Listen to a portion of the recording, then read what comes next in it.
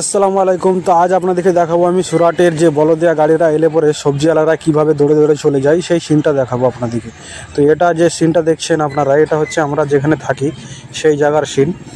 আর আমরা এখন চলে যাচ্ছি, রাস্তার মধ্যে আছি, দিয়ে আমরা কিন্তু আজকে লস্যি খাবো ইফতারিতে।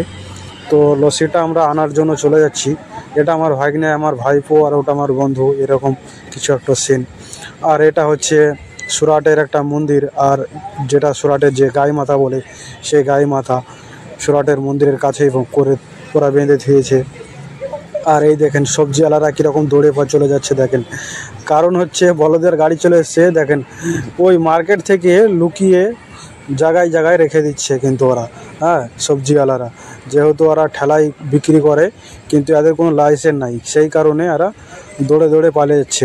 কেউ বলদেয়া গাড়ি এলে পরে ওই গাড়ি তুলে নিয়ে চলে যাবে, গাড়ি আর ফেরত দেবে না। তো আমরা এখানে লস্যিটা নিয়ে নিচ্ছি। তো লস্যির কিছু একটা ভিউ আপনাদেরকে দিলাম। হ্যাঁ, তো আমরা এখন চলে যাব রুমে। আর রুমে যে আমরা ইফতারির আইটেম শুরু করব। হতে পারে আমার চাচা ইফতারির আইটেম ভাগ করছে, আর সেখান থেকে আমরা একটা প্লেট নিয়ে নেবো। নেওয়ার পর আমরা আমার জায়গায় ইফতারি বসে যাব। হ্যাঁ, বসে দেখেন আমরা যেখানে ইফতারির কথা বলছিলাম, আর ইফতারি চালু হয়ে গেছে। মানে আমাদের একটা থালায় এক এক আইটেম দিয়ে দেবে। দেওয়ার পর আমরা একটা করে থালি নিয়ে নেবো আর আপন আপন খেয়ে নেবো। এটা আমার ম্যাডজি মামু। সবাই ভালো থাকে।